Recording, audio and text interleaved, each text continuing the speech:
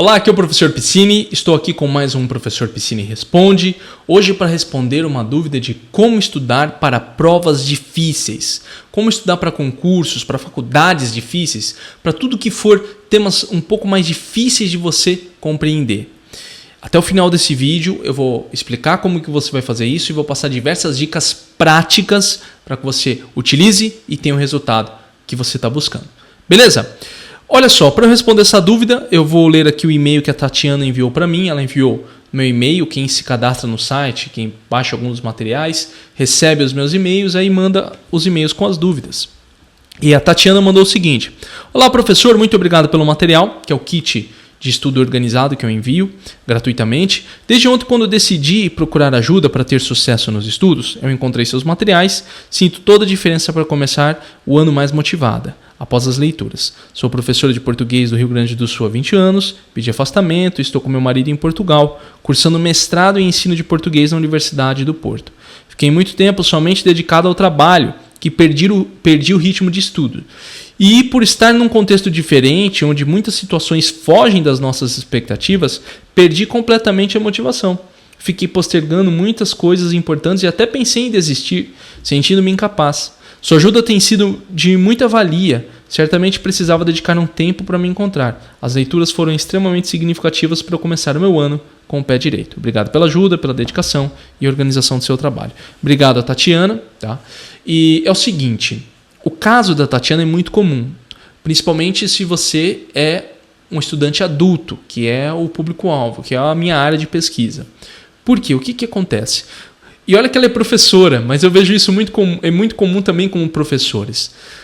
A gente perde o hábito de estudos e muitas vezes volta a estudar ou começa a se dedicar, ou mesmo entra numa faculdade, algo que envolve temas muito complexos que nós não tínhamos o hábito de estudar anteriormente.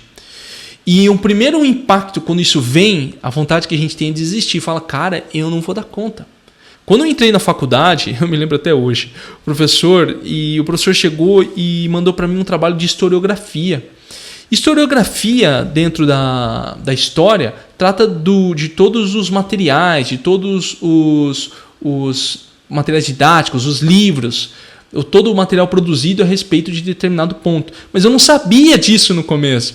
Então ele mandou, eu falei, cara, o que é historiografia? E aí eu procurando, mas o que é historiografia? É livro? É o que falaram? E eu sei que entrei em desespero. A primeira matéria, ele falou que eu tinha que fazer uma apresentação sobre aquilo. E a gente sente muito medo quando se depara com isso. É lógico. À medida que nós vamos avançando no conhecimento, a gente olha para trás e fala, cara, que bobeira, é uma coisa tão simples.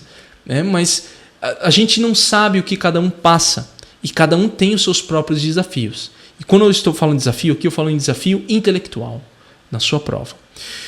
Quando vamos estudar por uma prova difícil, prova de alto nível, uma prova que exige muito de você, a primeira coisa que você tem que fazer é formar uma base de conhecimento.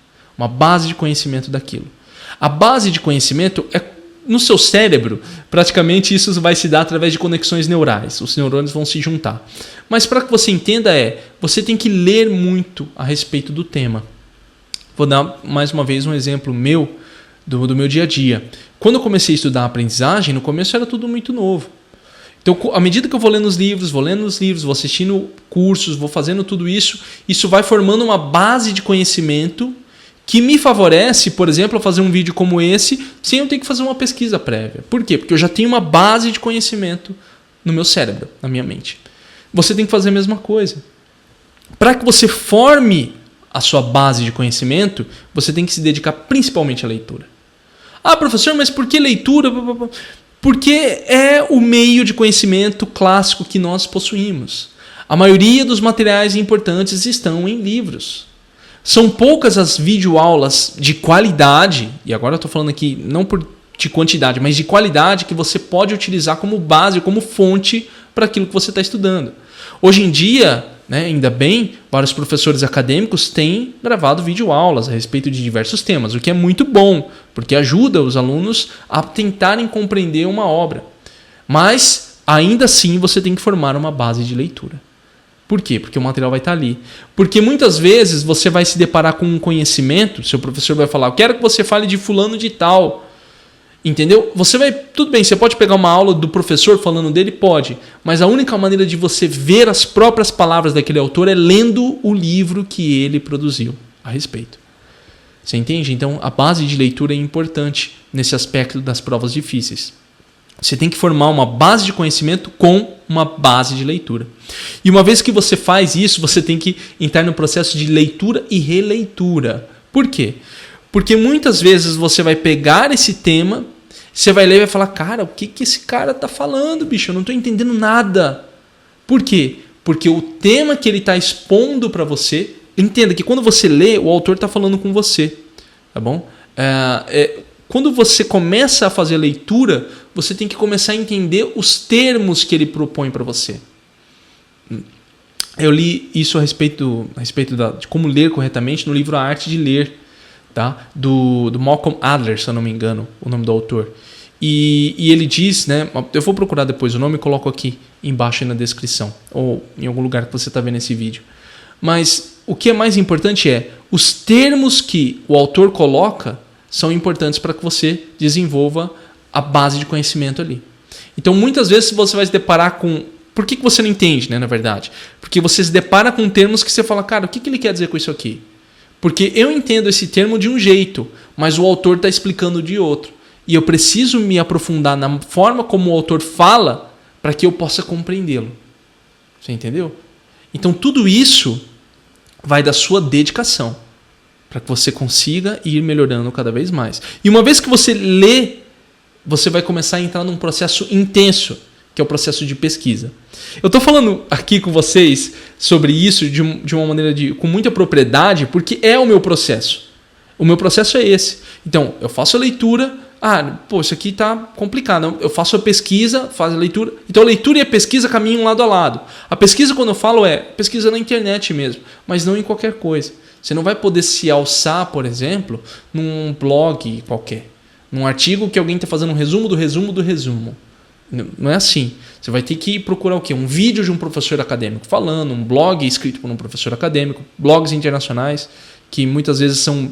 Eu não estou menosprezando nada, questão nacional, eu gosto muito, mas assim, ainda existe uma cultura de escrita melhor dos blogs internacionais. São poucos blogs que você pode ler por professores mesmo que têm uma boa qualidade. Você tem que pesquisar muito, mas a maioria das vezes ali no internacional se encontra um com mais facilidade. Então, a pesquisa e a leitura caminham juntos. Isso tem que fazer parte da sua vida. A partir de quando você começa a entrar num estudo de alto nível, tudo isso tem que fazer parte da sua vida. A leitura, o estudo. Você tem que ver os documentários, você tem que assistir os filmes, você tem que conversar com as pessoas. Por isso que estar envolvido em um ambiente é importante. No mestrado, conversar com as pessoas. Na faculdade, conversar com as pessoas. Você está estudando para um concurso de alto nível, conversar com as pessoas. Muito importante isso. E o final, para que você tenha certeza que você realmente compreendeu aquele conhecimento, é a produção. Você tem que produzir alguma coisa. Ou falar, ou escrever. Porque a partir de quando você consegue absorver o conhecimento e produzir algo dele, aí você fala, eu aprendi esse conceito. E tudo isso leva um tempo. Infelizmente, e aqui quando se fala em estudo de qualidade, em estudo de provas de alto nível, em estudo de questões teóricas complicadas, envolve concentração. E quando eu falo em concentração, não é só concentração em leitura. É você pegar a ideia e se concentrar na ideia por horas e horas. Então o autor vai falar lá, por exemplo, tomate é vermelho. Eu dei um exemplo horrível agora, mas tomate é vermelho. Aí você vai pegar aquela ideia, caramba, tomate é vermelho. E você vai ficar o dia inteiro com aquilo, tomate é vermelho. Porque aquilo vai sendo processado na sua mente e no seu cérebro. Agora eu estou entrando quase que numa explicação meio metafísica, mas é assim que acontece na sua mente, quando você estuda temas difíceis. E aqui, temas difíceis, eu vou entrar muito na área da pesquisa, na área da humanas. Tá? Por quê? Porque quando nós falamos em pesquisa, nós temos dados que podem... Pesquisa, eu digo outras áreas de pesquisa onde há pesquisas com dados mais concretos. Então você consegue se alçar melhor nos dados. Mas na área de humanas envolve uma reflexão muito grande, que é a minha área, né? Então por isso que eu estou puxando um pouco para falar disso. E eu estou entrando aqui no tema até da própria Tatiana, né, que ela também é professora na área de humanas. Certo? Tranquilo? A minha explicação ficou boa para você? Eu vou recapitular, tá bom? Então, primeiro, começa formando uma base de conhecimento, lê tudo que você pode a respeito, tá? Daquilo que você está estudando. Consistência na leitura, leia sempre, leia diversos autores, autores do que você está estudando, autores que falam daquele autor é importante também. Você pode procurar boas palestras no YouTube que ajudam também, de professores, obviamente. Leia e releia, faça pesquisas, tá bom? Faça suas pesquisas de termos, pesquisas da teoria, daquilo que você está estudando e produza algo. A partir de quando você consegue produzir algo, você realmente dominou aquele conteúdo. Certo? Olha, aqui embaixo, você que está estudando para uma prova, concurso ou qualquer coisa do tipo, aqui embaixo tem uma aula minha, onde eu falo de um método de estudo para passar em provas, concursos. Está aqui embaixo. É gratuito, você se inscreve grátis. Você vai assistir essa aula, onde é bem densa, falo muita coisa para você ter um bom método de estudo. Você que está aqui, já aproveita, se inscreve no canal, clique em gostei, manda esse vídeo para uma pessoa que está estudando assuntos difíceis, começou na faculdade, está complicado, manda, porque isso aqui é importante, ajuda a pessoa a não desistir e a continuar firme naquilo que ela está fazendo.